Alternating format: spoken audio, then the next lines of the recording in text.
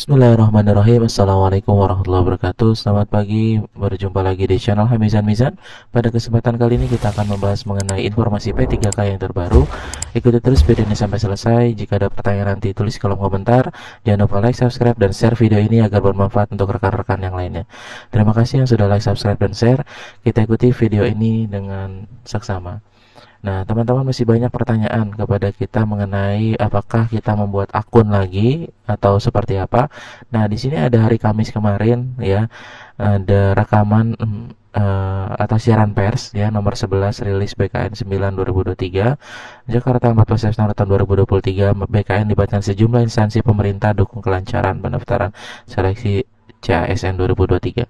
Di sini sangat jelas sekali teman-teman dalam persiapkan pembukaan pendaftaran seleksi calon aparatur sipil negara 2023 BKN menyediakan portal seleksi SSCSN dengan fitur tambahan berupa ASN Karir. Video sebelumnya kita sudah bahas apa itu ASN Karir ya.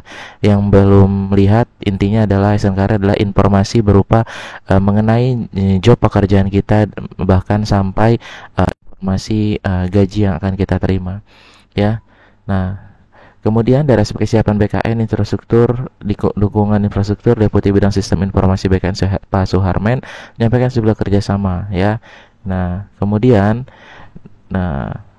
selain itu terkait dengan jumlah formasi jabatan yang dibuka pada selesai tahun ini, seperti tenaga kesehatan, guru BKN telah mengintegrasikan SSCSN dengan data Dapodik dari Kemdikbud dan ISIS DMK dari Kemenkes ya. Jadi sudah terkoneksi, sudah terintegrasi. Ini yang teman-teman banyak teman-teman tanyakan, yaitu saat portal pendaftaran yang rencana akan dibuka tanggal 17 September ya, hari Ahad, hari Minggu 2023 mendatang, seluruh calon pelamar diwajibkan membuat akun baru. Nah, ini masih ada aja pertanyaan yang masuk. Apakah yang P1 akan buka baru atau seperti apa? Di sini sudah dijelaskan ya. Baik bagi pelamar yang baru pertama kali melakukan pendaftaran maupun bagi pelamar yang sudah pernah mengikuti seleksi sebelumnya.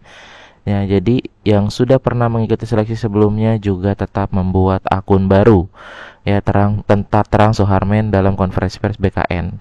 Nah, jadi BKN menghimbau kepada seluruh calon pelamar CASN 2023 untuk dapat mencermati persyaratan administrasi dan syarat tambahan dan seterusnya. Nah, dikeluarkan pada tanggal 14 September.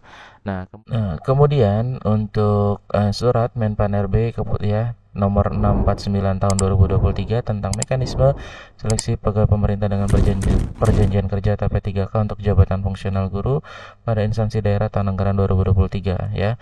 Kita lihat di sini masih banyak pertanyaan juga ya, teman-teman. Sebenarnya cukup jelas di surat ini juga memutuskan di poin ke-1 jenis penetapan kebutuhan pegawai pemerintah dengan perjanjian kerja atau P3K untuk jabatan fungsional atau JF, disingkat JF, guru tahun anggaran 2023 meliputi kebutuhan khusus dan kebutuhan umum. Ini poin-poin pentingnya. Yang saya bacakan adalah poin-poin pentingnya ya. Yang kedua adalah kriteria pelamar pada kebutuhan khusus meliputi A. Peran prioritas, X tenaga kerja honorer, K2 guru non ASN di sekolah negeri. Nah, di poin ketiga apa itu menjelaskan di poin kedua, diktum kedua. Ya, pelamar prioritas sebagaimana dimaksud pada diktum kedua, huruf A adalah peserta yang memenuhi nilai ambang batas pada seleksi P3KJF guru tahun 2021. Jadi cukup jelas teman-teman, yang sudah passing grade di tahun 2021 ya, passing grade itu ambang batas ya, dari tahun 2021 itu menjadi pelamar prioritas. Yang pertama.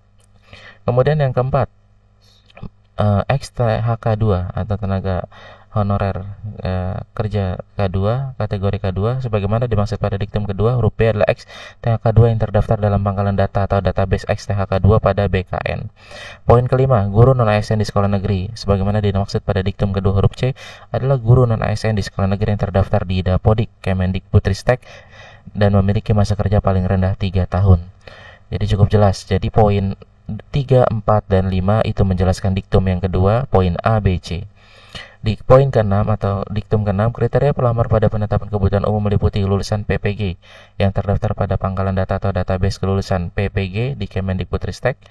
Yang poin B, guru yang terdaftar di Dapodik Kemendikbudristek. Poin ketujuh, pelamar pada seleksi P3KJF Guru tahun anggaran 2023 wajib memiliki kualifikasi pendidikan dengan jenjang rendah paling rendah itu sarjana atau diploma 4 atau sertifikat pendidik dengan merujuk pada surat edaran Direktur Jenderal Guru dan Tenaga Kependidikan Kemendikbudristek nomor 2901 BHK 401 2023 tanggal 24 Mei 2023 tentang kualifikasi akademik dan serdik dalam pendaftaran seleksi P3K Jabatan Fungsional Guru tahun 2023. Nah, ini kita lanjut ke poin 12 ya. Nah, ini kita langsung poin-poin ya yang banyak ditanyakan. Pelamar lowongan kebutuhan P3KJF Guru tahun anggaran 2023 didahulukan secara berurutan. Jadi ini juga masih banyak pertanyaan. Masih diurutkan atau enggak ya? Jadi tetap masih ada urutan. Yang pertama tentu pelamar prioritas dulu ya. Ketika memang pelamar prioritas sudah habis atau sudah tidak ada lagi yang memenuhi persyaratan kualifikasi, baru turun ke XTHK 2 dan seterusnya ke guru non ASN di sekolah negeri, dan terakhir pelamar pada kebutuhan umum sebagaimana dimaksud pada diktum ke-6 yang tadi dibacakan. Oke. Nah, ini untuk yang ke-13 itu terdiri masih dari administrasi dan seleksi kompetensi ya. Nah, ke-14 itu seleksi kompetensi sebagaimana dimaksud pada diktum, teknis, manajerial dan sosiokultural. Jadi masih sama ya. Kurang lebih masih sama. Oke. Nah, kemudian poin-poin yang banyak lagi ditanyakan adalah kita lihat poin ke-34 ya. Nah, kita lihat poin 34 ini juga menjadi poin yang banyak ditanyakan. Maaf, coba kita. Oke, nah ini cukup jelas ya teman-teman ya nih di nah, pelamar pada kebutuhan khusus dinyatakan lulus seleksi jika berperingkat terbaik pada lowongan kebutuhan jabatan pelamar 31 ya teman-teman. Ke-32, pelamar pada kebutuhan umum dinyatakan lulus seleksi jika nilai ambang batas dan peringkat terbaik pada lowongan jabatan dilamar. 33, pelamar memiliki serdik linear dengan jabatan yang dilamar, terdaftar dalam pangkalan data, mendapat nilai paling tinggi 100%. Jadi teman-teman yang untuk pendaftar baru. Ke-34, keputusan ini mulai berlaku sejak ditetapkan dan apabila dari kemudian hari terdapat keluar akan dibahas sebagaimana mestinya. Tetapkan 13 September. Jadi sehari sebelum surat yang ini di-share ya. Nah, ini. Jadi jelas teman-teman, yang banyak pertanyaan adalah apakah mendaftar lagi bagi yang sudah lulus, bagi yang sudah ikut sebelumnya tetap harus mendaftar baru lagi ya. Kita buka di sini. Di sini ada websitenya dan tampilannya, sebenarnya tampilannya baru ya, tapi dalamnya mungkin nanti nggak banyak berbeda. Nah, ini dia. Jadi ini keluar ya, baru yang surat yang ini keluar. Nah, oke. Teman-teman, jika masih ada pertanyaan nanti ditulis di kolom komentar. Jangan lupa like, subscribe, dan share video ini agar bermanfaat untuk rekan-rekan pendidik guru tenaga kependidikan yang lainnya. Terima kasih. Assalamualaikum warahmatullahi wabarakatuh.